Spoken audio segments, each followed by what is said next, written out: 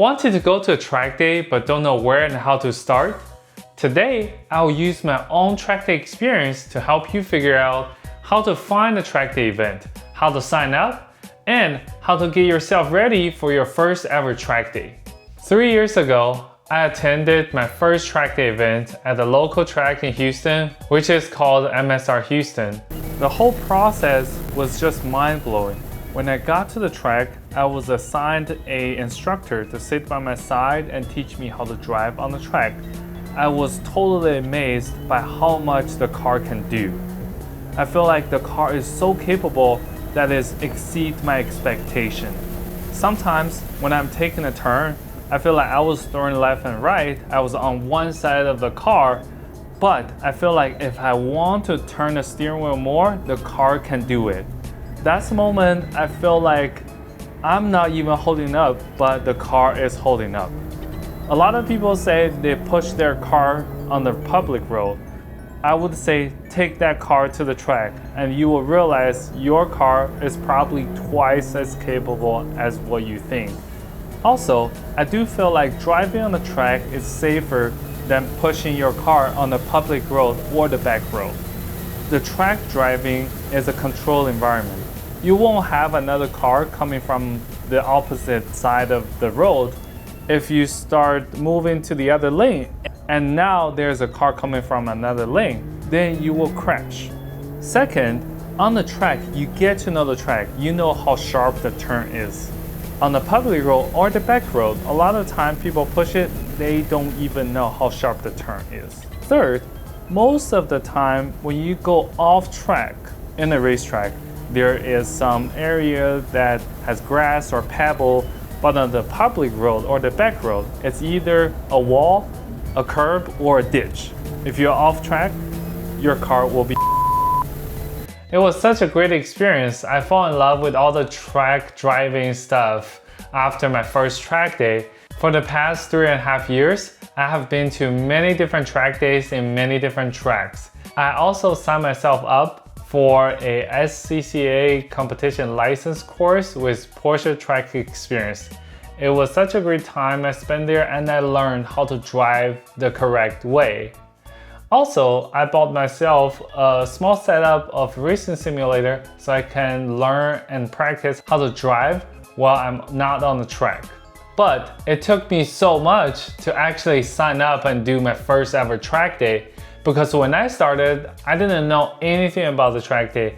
All I know is I have a sports car and I want to go to the track to experience what people are talking about. It literally took me months from the thought to actually do the track day. And I was procrastinating to sign up for the track day even though I wanted to do it. Why? I don't know about your reason, but here are my reasons. First, I'm new to everything and there are so many things I don't know about it. The requirements and what I need to prepare, what I need to read is just pages over pages. And I believe we're human.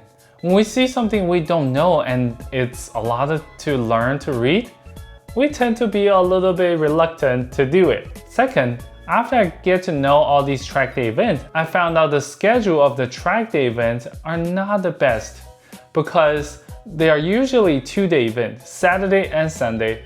I don't know about you guys, but I work from Monday through Friday. So the weekend is the only time I can actually relax, hang out with my friend, or just organize the house and everything. But this track event is Saturday and Sunday, and it starts at 7 o'clock in the morning and it ends 5 o'clock in the afternoon. That means I have to get up around 5:30 to get ready and then drive to the track and then be there the whole day and get back home for 2 days. So the schedule is something it's just difficult for me to accept and sign up. It takes a lot of commitment to do it. Third, I need equipment. For example, I need a helmet. I've never got a helmet. I don't know what helmet do you need. And I need racing numbers. I need tow hook. And I need to do tech inspection. What inspection do I need to actually go to the track day? I don't know anything about it. So that's what made me procrastinate for months before I actually sign up and do it. If I had this problem when I first started, I can imagine there are a lot of people who wanted to go to the track, but don't know where and how to start, or you're just procrastinating.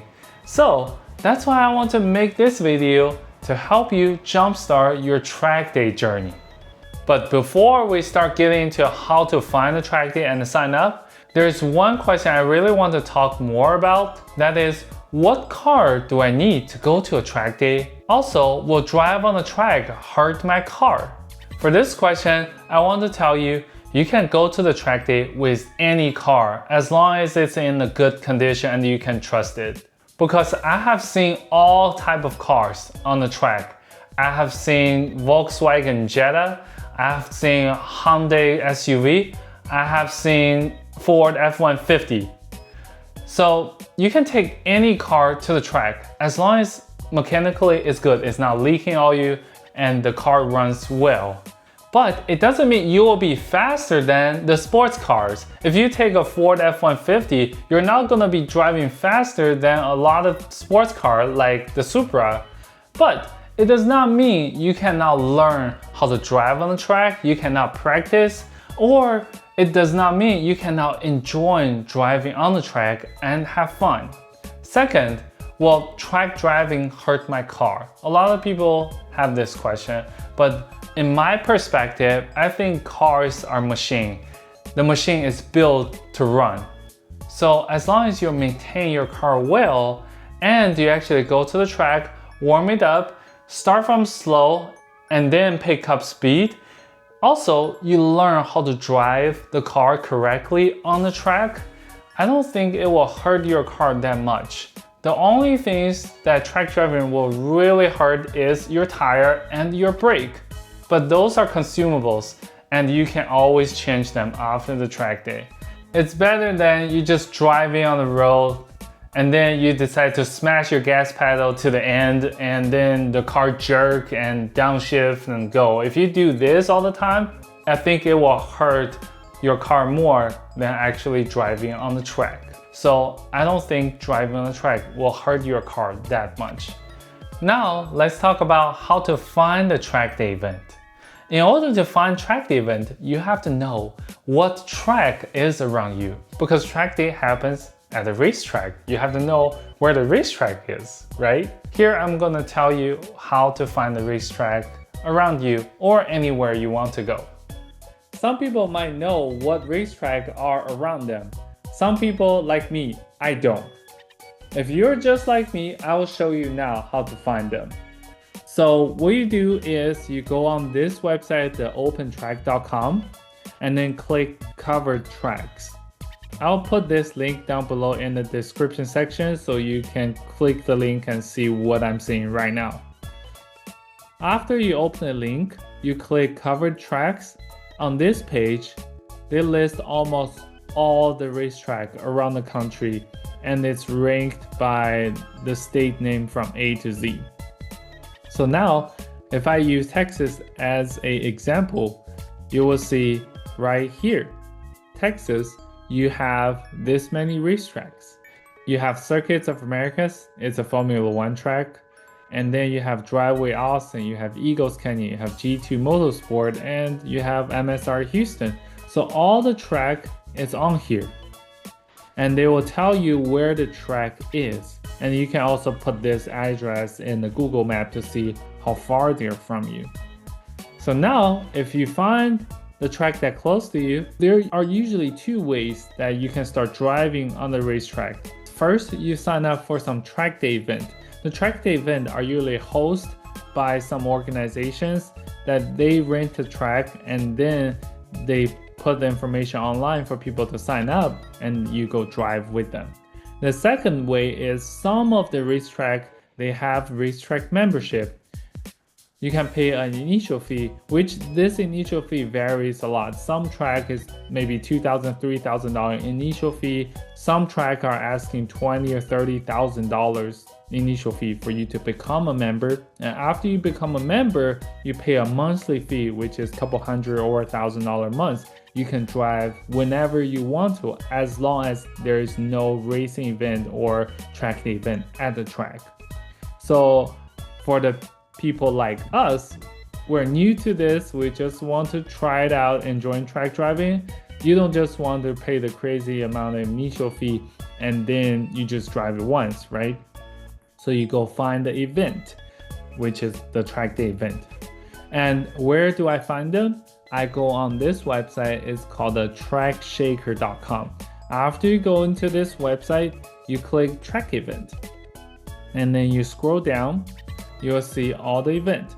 And then here you can pick the venue or the host. We usually do the venue. So for example, we found our home track, which is Circuits of America in Austin, Texas. We just click this, it will show you all the event that the track day event is available in the future.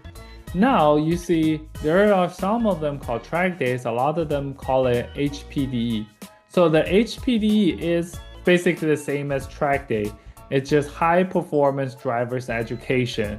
So the one thing you need to know is this is the track day and the HPDE, they are not a race. It's somewhere you experience high performance driving, you learn how to drive. Also, you can do time trial yourself, record your lap. So track day, HPDE, same thing, just different names. You also see there are a lot of different names on there. All these track day events, they have a host. For this one, it's Chain Track Days. Chain Track Day, they host track days all around the country in many different tracks. So they're pretty big. And then the second one that is really big is Porsche Club American. It's PCA. So they have different region, they have different group of people, and they have local people to host their own track days. So they're big as well. The third one's pretty big is SCCA. This one, they do track days and track night. The track night is pretty good experience. So there are all kinds of different hosts and they have different style of how do they want to run their track days. So if you want to sign up for them, you have to go to their website to actually sign up. For example, you go on this one, the Edge Addict, you get there, you click register, and then you will select the option and then pay to register. For example, if you go to the Chain Track Day website, they will have different website. And then you would, for example, you want to sign up for this one at the Land Rock, you just get in there, click detail registration. But this is what I'm talking about. There are so many things you have to read to understand how this thing works. I know it's very, very overwhelming. And at the beginning, I felt exactly the same way. That's why I am here to help you figure out how to get your track day experience started.